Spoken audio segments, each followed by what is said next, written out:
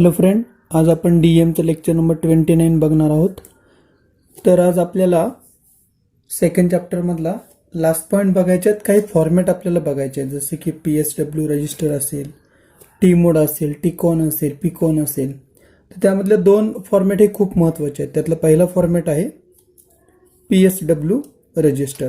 तर चला, PSW register बघताना आपण PSWचा फॉर्मॅट ड्रॉ केलेला आहे. याला तुम्ही PSW फॉर्मॅट म्हटलं तरी चालतो. बघा इथं मी ड्रॉ केलेला आहे. तर टोटल 8 बीटचा PSW रजिस्टर असतो. बीटचे नंबर लिहिलेले आहेत, बीट 0 पासून बीट 7 पर्यंत. प्रत्येक बीटला काही व्हॅल्यू लिहिलेले आहेत. बीट 0ला P म्हणजे पॅरिटी बीट. बीट 1ला डॅश म्हणजे तो कोणतेही बीट नाही. बीट 2ला ओव्हरफ्लो बीट. हे जे दोन आहेत, bit 3, bit 4, RS0, RS1. RS0 म्हणजे select register 0, select register 1. Memory ऑर्गनायझेशनमध्ये 4 रजिस्टर बँक बघितल्या होत्या, 0, 1, 2, 3. त्या 4 रजिस्टर बँकेमधल्या ह्या 2 रजिस्टर बँका आहेत. F0 म्हणजे flag 0, AC auxiliary carry, CY carry flag. चला आपण 1 बाय 1 बघायला स्टार्ट करू. कॅरी फ्लॅग म्हणजे काय आहे बघा, की कॅरी फ्लॅग सेट जेव्हा होतो तेव्हा काय होतं की D7 बीट जे आहे ना आपल्याकडं, D7 बीट इथे आहे बघा, बरोबर. तर या बीट पासून जर कॅरी बाहेर पडली तरच हा बीट सेट होतो. म्हणजे उदाहरण द्यायचं झालं आपल्याला की बघा, मी डायरेक्ट एक्झाम्पल घेतो. त्याने असं सांगितलेलं आहे की 2 सबस्ट्रॅक्शन किंवा ॲडिशनचं एक एक्झाम्पल घेतो. त्यामध्ये काय होईल,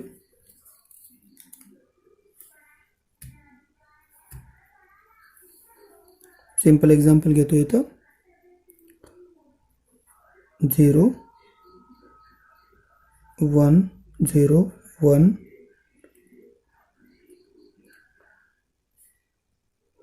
0, 1, बरोबर. 7 बीटचं पाहिजे ना, इथं 7 बीटचं आहे. 1, 2, 3, 4, 5, 6,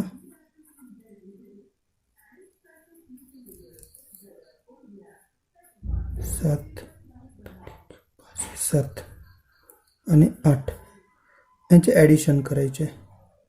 1, 1, 0, 1, 0, 1, 1, 0. बघा, खूप महत्त्वाचं आहे. एका एक्झाम्पलवरती 2-3 टाईप होऊन जातील.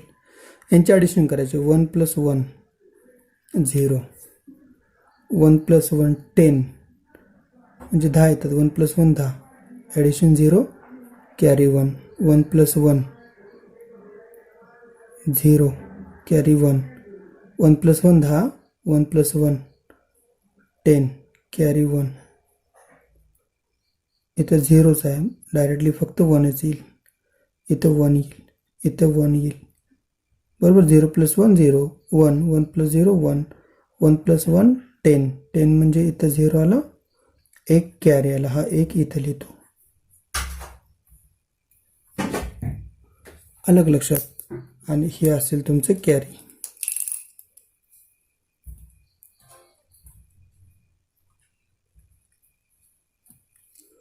बरोबर. मग हे किती नंबरचे बीट आहे बघा, 1, 2, 3, 4, 5, 6, 7, 8. 0 पासून स्टार्ट केलं तर बीट 0, 1, 2, 3, 4, 5, 6, 7. ॲडिशन किंवा सबस्ट्रॅक्शन ऑपरेशनमध्ये 7 बीटपासून जर कॅरी जनरेट झाली किंवा कॅरी तयार झाली एक्स्ट्रा 1, तर इथं जी कॅरी भेटेल ती कॅरी इथं सेट होते. इथं 1 भेटला, इथं 1 भेटेल. समजा इथं जर 0 असतं असं गृहीत धरू आपण, तर 1 + 0 1 आला असता, कॅरी तिथं 0 आलं असते, तेव्हा कॅरी इथं 0 सेट होणार. म्हणजे ही कॅरी इथं जी भेटेल ती कॅरी इथं येईल. लक्षात आलं? त्याला म्हणायचं कॅरी फ्लॅग. ओके. सेकंड आहे ऑक्झिलरी कॅरी. ऑक्झिलरी कॅरी कधी तयार होते, D3 आणि D4 पासून जर कॅरी जनरेट झाली तर असा ऑक्झिलरी फ्लॅग सेट होतो. सेट होतात. कॅरी फ्लॅग इथं सेट होतो, ऑक्झिलरी कॅरी इथं सेट होतो. आता D3 आणि D4 म्हणजेच कोणता बघा.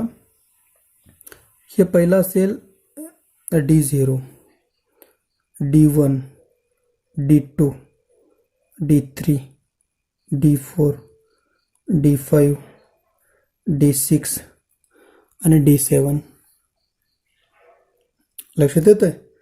मग D7 पर्यंत बघा. D3 आणि D4 सांगितलेत म्हणजे मी त्याला बॉक्स करतो, लक्षात येईल तुमच्या. D3, D4.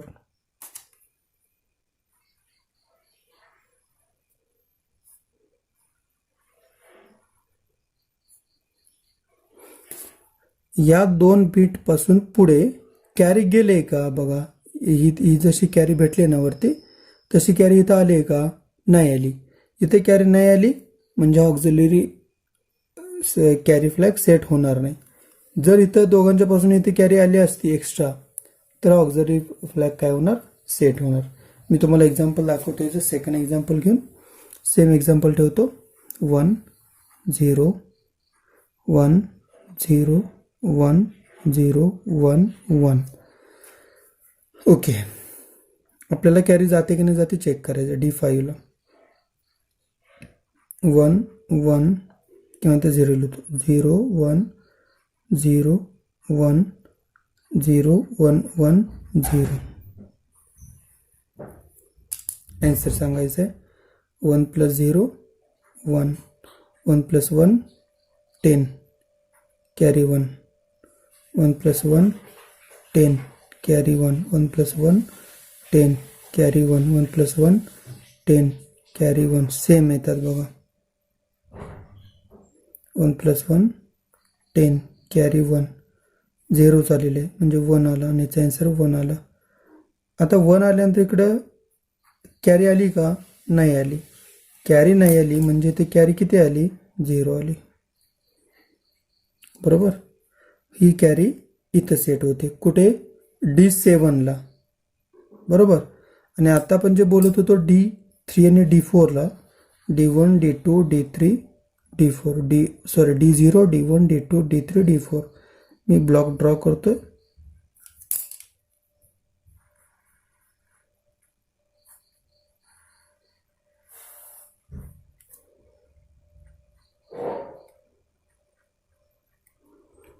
D3 D4. ही D3 D4 ही लाईन आहे. D3 ची ही D4 ची. ह्या दोन्हीपासून कॅरी पुढे गेले का, गेले. ती कॅरीला मी सर्कल करतो. ही कॅरी आली तरच इथं ऑक्झिलरी कॅरी सेट होतो. ही कॅरी नाही आली तर हा ऑक्झिलरी कॅरी सेट नाही होत. लक्षात आलं. Next F0. F0 म्हणजे फ्लॅग 0. हे जनरल पर्पज बिट दिलेला आहे युजरसाठी. युजरनं डिसाईड करू शकतो इथं 1 लिहायचं आहे की 0 लिहायचं आहे. आलं लक्षात. हे कोण डिसाईड करतं, ॲडिशन आणि सबस्ट्रॅक्शनचं ऑपरेशन. ॲडिशन आणि सबस्ट्रॅक्शनचं ऑपरेशन डिसाईड करतं की ह्या कॅरी फ्लॅगमध्ये 1 पाहिजे की 0 पाहिजे. 7 नंबरच्या डाटापासून, 7 नंबरचा जो डाटा आहे तिथून जर कॅरी 1 जनरेट झाली तर 1 येईल, 0 जनरेट झाली तर 0 येईल. Auxiliary carry same. जसं इथं 7 नंबरच्या पुढे कॅरी चेक करतो तो, तसं 3 आणि 4ला कॅरी चेक करा. पुढे जर 1 सेट झाला तर 1 येईल. जसं इथं 1 झालेला आहे, इथं झालेलाच नाही त्यामुळे ते सर्कल करतो. नाही झालं तर इथं नाही येणार. फ्लॅग तसा काय केलेला आहे, 1 किंवा 0. मी युजर आहे हे हँडल करण्यासाठी, तर मी डिसाईड करणार की ते तुम्ही कन्सिडर करू शकता. 0 कन्सिडर करा किंवा 1 कन्सिडर करा, दोन्ही चालतील. ते युजरसाठी अवेलेबल जनरल पर्पज बिट त्यांनी दिलेलं आहे. नेक्स्ट कॅरी फ्लॅग झाला, ऑक्झिलरी कॅरी झाली, फ्लॅग झाला, फ्लॅग 0. RS1 आणि RS0 म्हणजे सिलेक्ट रजिस्टर. रजिस्टर बँक आहेत त्या. रजिस्टर बँक जर बघितलं तर मी इथं डायरेक्ट लिहितो बघा. हे लिहितो RS1 साठी, हा लिहितो RS0 साठी, आणि इथे लिहितो बँकेचं नाव, रजिस्टर बँक किती नंबरचे आहे ते. जर मग फॉर्मॅट सांगितलं ना तुम्हाला 0 1 0 1 0 0 1 1. बायनरी नंबर जर तयार केला तर इथं 0 तयार होतो, इथं 1 तयार होतो, 2 तयार होतो, 3 तयार होतो. झालेलं आहे.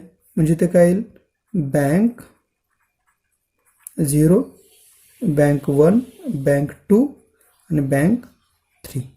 आलं लक्षात? ते हे व्हॅल्यू डिसाईड करतात. मग तुम्ही जर समजा इथे जर टाकलात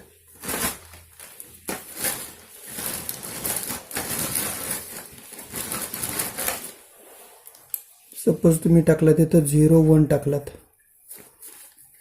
बरोबर? तर 0 1 काय डिसाईड करतो? 0 1 कुठे इथे 0 1 किती नंबरची बँक सिलेक्ट करणार आहे? ते 1 नंबरची बँक सिलेक्ट करेल. 1 1 टाकला तर 3 नंबरची बँक सिलेक्ट होऊन जाईल. आलं लक्षात? चला हे 2 झाले. Next overflow. ओव्हरफ्लोचं मिनिंग काय सांगितले त्यांनी? जो येणारा रिझल्ट आहे तो 7 बीट न येता जर 8 बीट आला तर तो सेट होतो. म्हणजे मी चला इथे जातो, हे एक्झाम्पल. तर हे एक्झाम्पल मी महत्वाचं का सांगितलं लक्षात आलं असेल तुम्हाला. 2 डाटा आहे, हा पहिला डाटा आहे, हा दुसरा डाटा आहे. ह्या 2 डाटांची ॲडिशन केली. पहिला डाटा किती बिट्सचा आहे? 7 बिट्स आहे. दुसरा डाटा किती 8 बिट्सचा आहे. दुसरा डाटा किती बिट्सचा आहे? 8 बिट्सचा आहे. येणारा रिझल्ट हा 9 बिट्सचा आहे. बघा 1 2 3 4 5 6 7 8 9. डाटांचं काउंट 8 असेल आणि येणारा रिझल्ट जर 9 असेल तर 9 बीट या इथे बसू शकत नाहीत, बरोबर? 1 बीट एक्स्ट्रा शिल्लक राहतो. अशा सिच्युएशनला हा ओव्हरफ्लो सेट होतो आणि 1 होतो इथे डिसाईड, बरोबर? म्हणजे कुणी डिसाईड केलं? ॲडिशन आणि सबस्ट्रॅक्शनच्या ऑपरेशननं. नेक्स्ट सेकंड एक्झाम्पल मी घेतलेलं आहे. इथं सुद्धा ॲडिशन घेतलेली आहे. पहिला डाटा 7 बिट्सचा आहे, सेकंड डाटा 7 बिट्सचा आहे. रिझल्ट पण 8 बिट्सचा आहे. रिझल्ट पण 8 बिट्सचाच आहे. रिझल्ट पण 8 बिट्सचा आला म्हणजे येणारा रिझल्ट हा कट टू कट तिथं ॲडजस्ट झालेला आहे. त्यामुळे तिथं ओव्हरफ्लो रिझल्ट झालेला नाही. त्यामुळे इथं ओव्हरफ्लोच्या ठिकाणी काय येणार? ओव्हीला 0 येणार. सगळ्यांना समजलं का? ओके. आणि नेक्स्ट लास्ट असेल पॅरिटी बीट. पॅरिटी बीट काय होतं बघा, की नंबर ऑफ बायनरीचा काउंट जो आहे ॲक्युम्युलेटरमध्ये जर तो इवन असेल तर पॅरिटी बीट 1 सेट होतो आणि जर ते इवन नसेल तर तो 0 सेट होतो. म्हणजे एक्झाम्पल द्यायचं झालं तर हे नंबर काउंट करा. बघा हेच एक्झाम्पल आहे, असं गृहीत धरा. 1 काउंट करा, 1 2 3 4 5. 5 हा नंबर काय? ऑड आहे. ऑड असेल तर 0 सेट करा, 0 ला येतं. ॲक्युम्युलेटरमध्ये म्हणतो, ॲक्युम्युलेटरमध्ये असतं कोण? रिझल्ट. म्हणजे हा रिझल्ट, या रिझल्टमधील 1चा आकडा काउंट करा. 1 2 3 4. 4 इवन संख्या आहे. इवन असेल तर काय करतो आपण? 1 सेट करायचं आहे. आणि ह्या रिझल्टमध्ये 1 2 3 हे 3 आलेत, ऑड आहे म्हणजे तर 0 सेट करायचं आहे पॅरिटी. आलं लक्षात? पुन्हा 1 मिनिटामध्ये रिपीट करतोय. शिवाय म्हणजे कॅरी फ्लॅग 7 नंबर बीट या D7 म्हणजे 8 नंबरच्या बीटपासून कॅरी तयार झाली तर इथं सेट होतो, अदरवाईज 0 होईल. ऑक्झिलरी कॅरी D3 D4 मी चौकोन केलेला आहे. याच्या पुढे जर कॅरी आली तर तो सेट होतो, नाहीतर त्या ठिकाणी 0 येतं. फ्लॅग 0 युजरसाठी जनरल पर्पज बीट ठेवलेला आहे. तो त्या ठिकाणी काही घेऊ शकतो, 0 घेऊ शकतो, 1 घेऊ शकतो. RS0 RS1 रजिस्टर बँक आहेत. तिथं ज्या व्हॅल्यू तुम्ही टाकाल 0 0 1 1 त्यावरती ठरतं कोणती रजिस्टर बँक आहे ती. 0 आहे, 1 आहे, 2 आहे की 3 आहे. ओव्ही म्हणजे ओव्हरफ्लो. ओव्हरफ्लोला काय सांगितलं? 8 बीटचे दोन्ही डाटा आहेत. येणारा रिझल्ट पण 8च बीट असेल, नो प्रॉब्लेम. 9 बीट आले तर ते 9 बीटमधलं 1 बीट शिल्लक राहतो. 8 बीटचाच आपल्याला व्हॅल्यू लिहिता येते. त्याच्यामुळे ते ओव्हरफ्लो झालेलं आहे, तेव्हा हा सेट होतो. आणि ह्या 0च्या ठिकाणी किती येतं? 1 येतं. P म्हणजे पॅरिटी बीट. ॲक्युम्युलेटरमध्ये नेहमी रिझल्ट सेव्ह होतो. हा येणारा रिझल्ट, याला तुम्ही रिझल्ट म्हणू शकता किंवा हा रिझल्ट नेहमी ॲक्युम्युलेटरमध्ये सेव्ह होतो. ॲक्युम्युलेटरमध्ये सेव्ह असणाऱ्या रिझल्टमध्ये 1चा काउंट करायचा. तो काउंट इवन आला तर पॅरिटी 1 सेट होणार जर तो काउंट 0 आला तर पॅरिटी 0 सेट होईल. समजलं सगळ्यांना?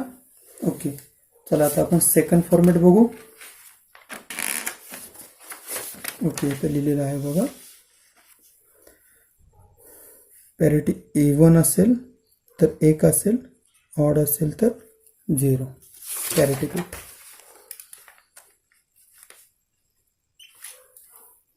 Second format T mode. T मोडमध्ये त्याला टायमर मोड आपण म्हणू शकतो. बघा, टी मोड खूप सिंपल आहे. हा पण 8 बिटचाच आहे. बीट 0 पासून बीट 7 पर्यंत काउंट केला तर टोटल 8 बीट होतात. 8 मध्ये 2 डिवाइड केलेले आहेत 4 मध्ये. Timer 0, timer 1, M0 M1, C/T म्हणजे counter oblique timer. Next gate, same इथं प्रोसेस आहे. तर त्यांना असं सांगायचं आहे टायमर 0 टायमर 1 हा टायमर म्हणून कधी काम करतो आणि काउंटर म्हणून कधी काम करतो. तर पहिला आपण 1 बाय 1 बघू. पहिला गेट बघू. सपोज तुम्ही ह्या पहिल्या गेटमध्ये म्हणजे टायमर 1 साठी बघतोय मी. टायमर 1 कन्सिडर करा का टायमर 0 पहिला स्लॉट बघू. गेटमध्ये जर तुम्ही 0 लिहिलात बरोबर, तर हा काय करतो, एक्सटर्नल हार्डवेअर ह्याला जोडावं लागत नाही हा टायमर स्टार्ट आणि स्टॉप करण्यासाठी. पुन्हा रिपीट करतोय. जर ह्या गेटमध्ये जर तुम्ही 0 टाकलात, त्या गेटमध्ये जर तुम्ही 0 लिहिलात तर काय म्हटलं, हा टायमर ऑन करण्यासाठी आणि ऑफ करण्यासाठी एक्सटर्नल सर्किट जोडावं लागत नाही. हार्डवेअर म्हणू शकतो. इथं असं लिहितो, डोंट नीड एक्सटर्नल हार्डवेअर. कशासाठी? स्टार्ट अँड स्टॉपसाठी. कुणाला? टायमरला. जर 0 टाकलात तर. आणि जर तुम्ही 1 टाकलात तर, सपोज मी इथे घेतो याच्यासाठी, जर 1 टाकलात तर टायमर 0 ह्याला चालू आणि बंद करण्यासाठी एक्सटर्नल हार्डवेअर जोडावा लागतो. लक्षात आलं सगळ्यांच्या? काय सांगितलं मी? 0 टाकला बघा, दोन्हीकडे कम्पॅरेटिव्ह मी केलेलं आहे म्हणजे कळून जाईल तुम्हाला. टायमर 1ला मी 0 टाकलं गेट म्हणजे एक्सटर्नल सर्किट ह्याला जोडावं लागत नाही बंद करण्यासाठी पूर्ण टायमरला. जर 1 टाकलात तर ह्याला एक्सटर्नल सर्किट जोडावं लागतं. हे दोन्ही व्हॅल्यू जर बदलल्या, 1 इकडे घेतला 0 इकडे घेतलं तर काय होईल, जिथं 1 आहे त्याला एक्सटर्नल सर्किट लागत नाही ऑन चालू बंद करण्यासाठी, जिथं 0 आहे त्याला लागतं. लक्षात आलं?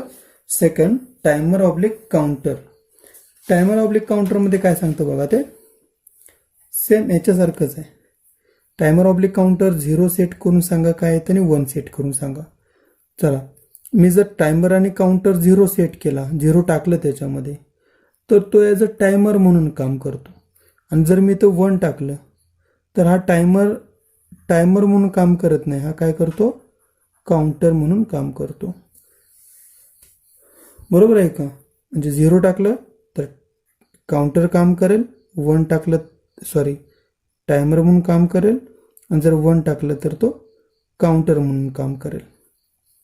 इथं दिलं आहे 0 असेल तर ॲज अ टायमर, 1 असेल तर ॲज अ काउंटर.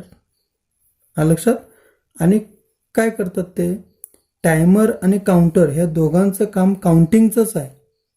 फक्त होतं काय, हा इंटरनल क्लॉक काउंट करतो,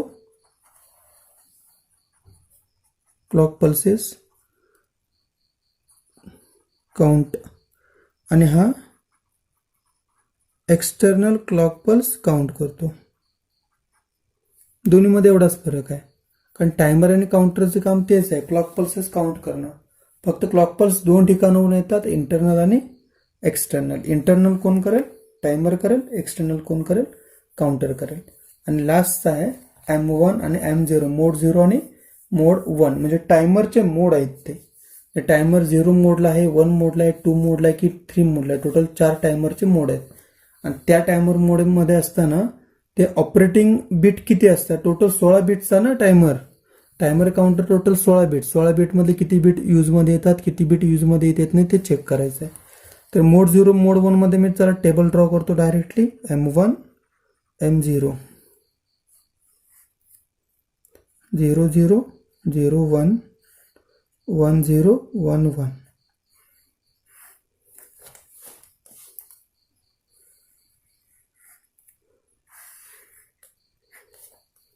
ठीक आहे. नेक्स्ट मोड 0, पहिला 0 1 2 आणि 3 म्हणजे टायमरचे मोड आहेत ते.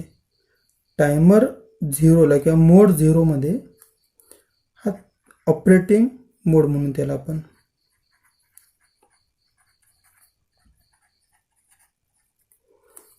हा किती बीटचा असतो, 16 बीटचा असतो टायमर आणि काउंटर. तर मोड 0 मध्ये 13 बीट वर्किंग मध्ये असतात, बरोबर. मोड 1 मध्ये, मोड 0 मध्ये 13 बीट असतात. मोड 1 मध्ये 16 बीट, 16च्या 16 बीट वर्किंग मध्ये असतात. मोड 2 मध्ये 8 बीटच वर्किंग मध्ये असतात. आणि मोड 3 मध्ये ह्या स्प्लिट मोड असं म्हटलं जातं. स्प्लिट टी मोड किंवा स्प्लिट मोड म्हटलं जातं. टी मोड. स्प्लिट म्हणजेच काय होतं, तिथं टायमर डिवाइड केलं जातो.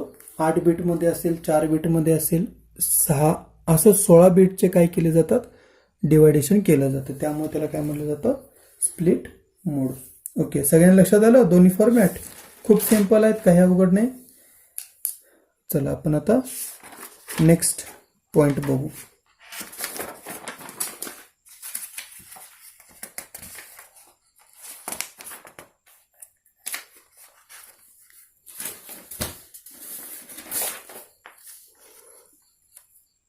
चला, आपला सेकंड चॅप्टर संपलेलं आहे. थर्ड चॅप्टर आपला आता नेक्स्ट चॅप्टर स्टार्ट होतं. Instruction set. इन्स्ट्रक्शन सेट आणि प्रोग्रॅमिंग. तर खूप सिंपल चॅप्टर आहे, काही अवघड नाही. इथून पुढे तुम्हाला आता प्रोग्रामच्या रिलेटेड चॅप्टर बघायचे आहेत. आतापर्यंत जे आपण बघितलं ते सगळं मायक्रो कंट्रोलरचं बेसिक, त्याच्या आतमध्ये किती टायमर असतात, किती काउंटर असतात, बसेस किती असतात, मेमरी किती असते, इतकं सगळे डिटेल बघितलेले. लोकेशन किती असतात, रॅममध्ये काय असतं, रॉममध्ये काय असतं, हे सगळे डिटेल बघितलेले आहेत. आता आपल्याला काय करायचं आहे, प्रोग्राम स्टार्ट करायचा आहे. आणि प्रोग्राम बघत असताना आपल्याला प्रोग्रामसाठी लागणारं बेसिक पहिला बघितलं तर प्रोग्राम आपल्याला फास्टमध्ये समजून जाईल. तर मी स्टार्ट करतोय बघा. चॅप्टर कोणतं आहे, 8051 instruction set and programming. Instruction set बघण्याच्या आधी असेंबलर खूप महत्त्वाचे आहेत, कारण हे असेंबलर डायरेक्टिव्ह जे आहेत जे प्रोग्रामच्याच रिलेटेड येतात, म्हणून असेंबलर डायरेक्टिव्ह म्हटलेले आहेत. आता असेंबलर डायरेक्टिव्ह म्हणजेच काय, पहिला पॉईंट काय बघा तिथं, डीबी. डीबी म्हणजे डिफाईन बाईट. आता डिफाईन बाईट म्हणजेच काय सांगायचं आहे बघा, की 8 बिटचा डाटा असतो डिफाईन बाईटमध्ये, बरोबर. याच्यामध्ये फॉर एक्झाम्पल ते डेसिमल नंबर असू शकतात, बायनरी असू शकतात, हेक्साडेसिमल नंबर असू शकतात. म्हणजे प्रत्येक बीट हा किती बाईटचा, प्रत्येक हा डिजिट किती बीटचा असतो, 8 बीटचा असतो. आणि त्यांनी सांगितलेलं तर डिफाईन करा. आता डिफाईन करा म्हणजे फॉर एक्झाम्पल मी तुम्हाला डायरेक्टली दाखवतो इथं. उदाहरणार्थ DB 28H, DB 1001, next DB 23, बरोबर. असे मी नंबर घेतलेले आहेत. याचा अर्थ काय बघा, DB 28H, H म्हणजे हा नंबर हेक्साडेसिमल आहे. नेक्स्ट DB 1010 म्हणजे कुठला बायनरी नंबर आहे.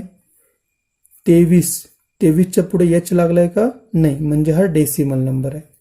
म्हणजे हा कोणता नंबर झाला, हेक्साडेसिमल. हा कोणता झाला, डेसिमल.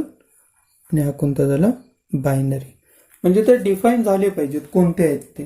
त्याला काय म्हटलं जातं, डिफाईन. आणि हा 8 बिटचा डाटा असतो. आलं लक्षात? चला नेक्स्ट, ओरिजिन. ओरिजिन म्हणजेच काय की प्रत्येक प्रोग्रामची सुरुवात ही ओरिजिननं होते. आणि हा जो आहे प्रोग्राम तो स्टार्टला इंडिकेट केला जातो. स्टार्टला तुमचा तो हा ऑब्जेक्टिव्ह लिहिला जातो. याला शॉर्टमध्ये म्हणतात ओरिजिन, किंवा आपण त्याला एक डिफाईनमध्ये करायचं झालं तर origin directive is used to indicate the start address. Second point काय सांगतील याच्या related, the number that comes after ORG can be either hex or either decimal number. म्हणजे कोणताही प्रोग्राम ORGनंच सुरुवात करायचा असतो आणि ह्या ORGच्या पुढे ORG बरोबर 1 2 3 4 हे असं लिहू शकता. हे 4 नंबरच्या पुढे म्हणजे एक नंबर 4 बिटचा 4 × 16 बिटचा असतो. या नंबरच्या पुढे H जोडलात तर तो हेक्साडेसिमल नंबर होतो. H जोडला नाही तर तो डेसिमल नंबर होतो. या ठिकाणी तुम्ही सर्कल करतो, या ठिकाणी हेक्साडेसिमल नंबर लिहू शकता किंवा डेसिमल नंबर लिहू शकता, काही लिहू शकता. लक्षात. आणि कुठं लिहितात, प्रोग्रामच्या स्टार्टला. Next, equate.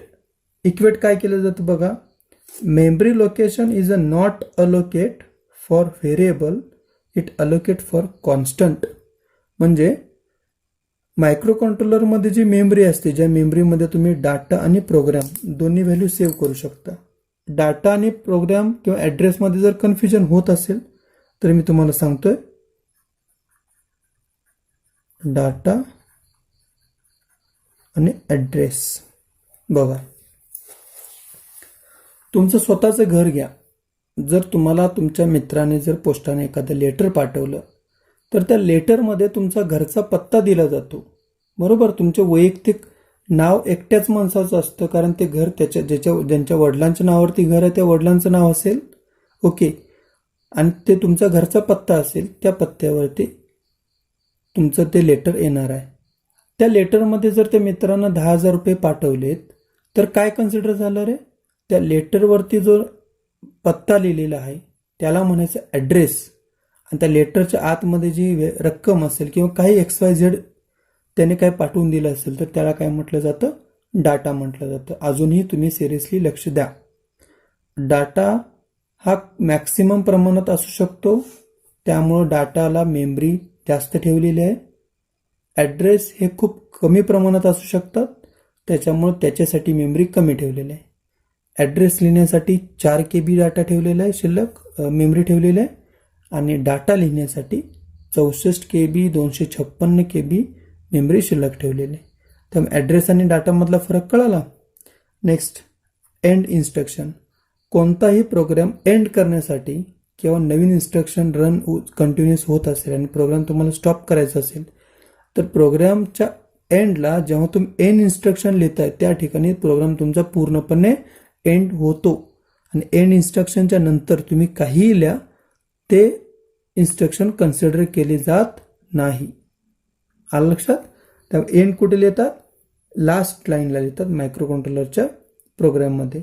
आणि एंडच्या नंतर काय जरी तुम्ही लिहिलात तर मायक्रो कंट्रोलर काय करतो, ते इग्नोर करून टाकतो, ते कन्सिडरच करत नाही. भले मग त्यानंतर कितीही महत्त्वाची इन्स्ट्रक्शन जरी तुम्ही लिहिलात तरी सुद्धा ती कन्सिडर केली जात नाही. आलं लक्षात सगळ्यांच्या. हे झाले तुमचे डायरेक्टिव्स. हे डायरेक्टिव्स खूप महत्त्वाचे आहेत. बरोबर.